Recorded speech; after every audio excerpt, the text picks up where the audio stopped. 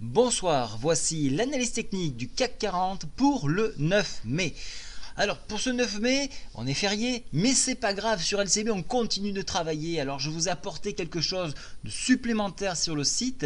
Dans Apprendre, vous avez tout ce qui concerne la TDMF. Alors pour l'instant, je vais vous proposer une définition de cette, pas cette formule, mais de cette technique de trading qui, rappelons-le, fait partie des dernières opérations de formation dans les salles de marché. Elles ont été proposées par Philippe Cahen il y a pas mal de temps et maintenant elles commencent à être accessibles. Donc je vous invite à vous rapprocher donc de cette rubrique là dans Apprendre à TDMF et de voir un petit peu comment elle est constituée.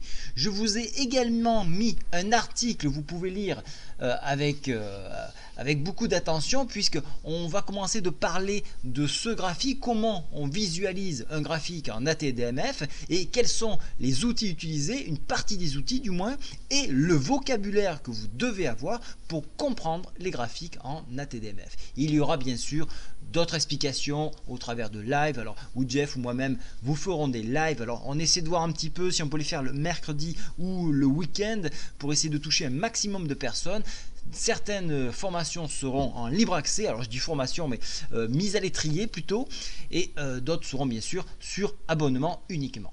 Alors avant cela, et on va le faire ensemble, on va tout de suite parler du calendrier économique de demain. Le calendrier économique de demain, il faut le sélectionner ici et cliquer sur Apprendre. Apprendre, alors pour demain, le calendrier il est très simple. Il y aura la production industrielle en Allemagne, donc ça c'est une statistique qui tombera à 8h qu'il faudra suivre. Et donc l'après-midi, le rapport Jolt, c'est sur les nouvelles offres d'emploi à 16h qui peuvent marquer un tournant sur les indices. On passe sur le graphique et alors vu que c'est donc le premier jour de la semaine, on va faire ensemble l'étude de ce graphique et je vais tracer les traits avec vous. Alors pour faire ces traits, alors là je suis sur la plateforme de ProRealTime. Alors ce que j'aime bien faire, c'est commencer à tracer les sommets en pince, en hebdo. Alors il y en a un ici et ça me permet tout de suite de déterminer un support à 5244. Qu'est-ce qu'on voit ici? On voit un élargissement de la Bollinger et on tente de la réintégrer, mais non, nous sommes en T3 actuellement, c'est-à-dire qu'il y a une troisième bougie qui sort de cette Bollinger. Donc les cours sont en train de consolider mais refusent une intégration. Donc on aurait plutôt tendance à accepter la nouvelle et prendre en compte le fait que donc Macron est réellement président, mais pour l'instant, donc il n'y a pas vraiment un affolement sur les marchés. Il faut savoir quand même qu'on est un jour férié aujourd'hui et donc les gens ont tendance à faire le pont. Donc on va voir réellement la journée de demain, à savoir comment va se comporter le marché. Toutefois, quand même, malgré cette journée-là, on est quand même à presque 4 milliards d'échanges sur la place parisienne, donc ça reste quand même pas mal. Alors, on a toujours ce gap que je vais tracer ici. J'aime bien le tracer de façon à ce que ce soit visuel et que ça s'intègre dans notre cerveau. Donc ce cadre là, donc notre petit gap ici, donc ça c'est un mouvement qu'on devrait combler, mais je vous le dis pas pour demain, je vous le dis pas non plus pour après-demain, mais dans le temps on aurait tendance à le combler. On a toujours à la verticale cette moyenne mobile 7 qui monte ici, ainsi que la M20. Donc on n'est pas du tout on n'a pas de faiblissement dans cette volatilité. Donc on surveille ça. On regarde la volatilité, donc les volumes de la semaine dernière, avant élection, ils étaient légèrement au-dessus de ce que nous avons pu raconter ce qu'on a pu raconter au-dessus donc des moyennes donc des autres semaines. Donc là c'est fort en mouvement et donc il y a de l'implication à travailler un sens plutôt haussier. On n'est pas sur un mouvement de faiblesse, on veut vraiment partir vers le haut. Et ça se matérialise au niveau des stochastiques et MACD où on voit une envolée donc des indices ici, puisqu'on repart à la hausse à ce niveau-là. Maintenant, si je passe en journalier, et là je fais un zoom, on a vu tout au long de cette semaine qu'on s'était appuyé sur la M7 malgré ce gap là. Donc on est venu consolider et repartir vers le haut en s'appuyant et en trouvant donc ce support là ici. On a réintégré en journalier la Bollinger.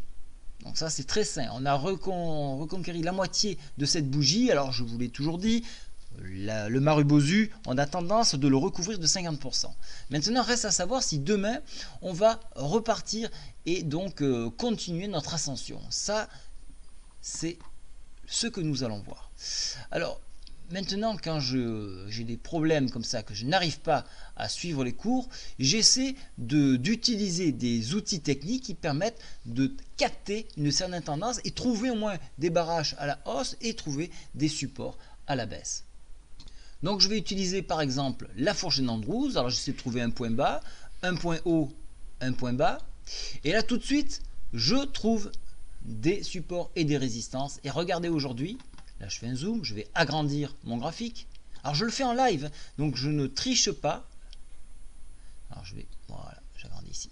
J'agrandis ici, on arrive en butée sur cette médiane. Alors j'aime bien, par souci de lecture, proposer toujours des fourchettes de même couleur de façon à ce que vous ayez vos points de repère. Voilà, j'agrandis un petit peu les traits. Voilà, au moins on voit un petit peu où on en est. Donc là il y a une résistance. Demain elle sera à 5450 points. Pour ceux qui travaillent en CFD, vous avez vu qu'on a presque touché les 5500, puis après en ouverture on s'est effondré. Donc il y a eu une prise de bénéfice sur la nouvelle. On le dit toujours, on achète la rumeur et on vend la nouvelle. Voilà, c'est ce qui se dit sur les marchés et très souvent c'est vérifié. Donc maintenant, on a un sommet, donc on connaît le barrage. On a un mini drapeau ici. Alors l'autre jour sur le chat, on me demandait s'il y avait un drapeau en formation ou s'il y avait un fanion. Alors je n'avais pas regardé dans cette unité de temps, mais effectivement, il y a un drapeau. Il est faible, hein, je vous le concède. Je vais le tracer. Vous allez tout de suite, on va tout de suite le matérialiser. Alors là, comme on est sur des bougies très courtes, je vais donc tracer mon fanion avec mon drapeau qui est ici. Je trace mon drapeau qui est de cette hauteur là. Et si je prends, donc si je reporte ce drapeau, on va le dupliquer, on le sort, on le tourne à la sortie ici, on est arrivé sur ce niveau là. Donc déjà ça donnait une petite assurance. Voilà, donc effectivement il y avait un drapeau, mais je pense que c'était vendredi, si mes souvenirs sont bons, qu'on m'avait posé la question. Donc à ce moment là il n'y avait pas de drapeau, il était bien en amont. Voilà, donc je vous l'efface, voilà, vous l'aurez, vous le savez maintenant, un drapeau c'est comme cela. Alors, donc on a notre sortie de drapeau qui nous portait ici et qui peut nous donner un point de support. Voilà, et il se situe sous la bougie ici, sous l'ouverture de vendredi. Donc ça nous donne un support 5343 et vous allez voir que demain on va se chevaucher avec cette MM7, donc ça nous donnera un autre support. Donc ici, si le cours s'enfonce et vient chercher les 5343, ça sera un point à défendre pour un mouvement haussier. Si on venait à l'enfoncer, à ce moment-là, on irait chercher cette médiane de fourchette d'Andrews qui, elle, se trouvera à 5280. On aura le test 5003 qui est toujours en point psychologique. Je le dis en formation, les formations que j'ai données sur toute la France. Les chiffres ronds sont des chiffres qui sont travaillés parce qu'ils sont psychologiques. Maintenant sur enfoncement, donc on ira chercher cette médiane. Et puis pour les plus gourmands, les fameux 5244, le sommet en pince que je vous ai présenté en hebdo. Alors d'un point de vue des indicateurs, le marché semblerait se retourner à la baisse. Mais attention, ici on est en journalier. Donc c'est un peu juste, et puis comme je vous le dis, cette journée-là, elle est un petit peu bancale puisque tout le monde, tous les acteurs ne sont pas sur le marché. Donc j'aime bien attendre mardi, la fin de clôture de séance, pour vraiment commenter et vraiment donner une orientation. Maintenant je vais regarder en unité 4 heures. En unité 4 heures, qu'est-ce qu'on a en 4 heures? Alors elle est assez similaire à la bougie donc journalière, hein, on a à peu près les mêmes signes, mais déjà vous le voyez, on a des tendances de marché qui se retournent. On a un mouvement plutôt baissier et on évolue sous la M7. Vous voyez, on a essayé de repasser au-dessus, mais on n'y arrive pas. Donc, ce qui va se passer, c'est que si on ne remonte pas rapidement au-dessus des 5391 du moins, on devrait continuer d'aller chercher les points des 5344. Donc on va surveiller ces points-là, on va regarder en UT 4 heures. Si vous voulez, je serai là demain matin, on pourra le faire ensemble. On le fera pas en live, mais bon, puisque je n'aurai pas la plateforme de disponible, puisque je suis en train de proposer de nouveaux services, notamment en live, donc je suis en travail dessus. Mais sur le chat, je vous poserai des alertes lorsque on arrivera sur ces niveaux-là. Voilà, donc pour ma part, pour mouvement haussier, il va falloir attendre le débordement des 5391 pour aller chercher les 5400 qui sont un seuil psychologique, puis 5433 et le point que je vous ai mentionné un petit peu plus haut, 5451. En échec de dépasser donc ces 5391, on ira tester les 5343 points, tout juste en support ici sur la M20. Mais le mouvement haussier n'est pas entamé, puisque vous l'avez vu, si je repasse en hebdomadaire, on a toujours cette tendance haussière là. Donc ça serait plus une prise de bénéfice, acter ce qui a été dit donc au niveau des élections pour éventuellement repartir. Donc voilà, on en est là pour l'instant, donc pas d'affolement. On fera un état des lieux à la fin du mois pour donner des tendances mensuelles, mais tout ce qui est donc en hebdo, c'est plus prise de bénéfice pour essayer de repartir. Voilà, je vous ai tout dit pour ce soir, je vous mets ça dans la boîte et je vous dis à demain. Au revoir.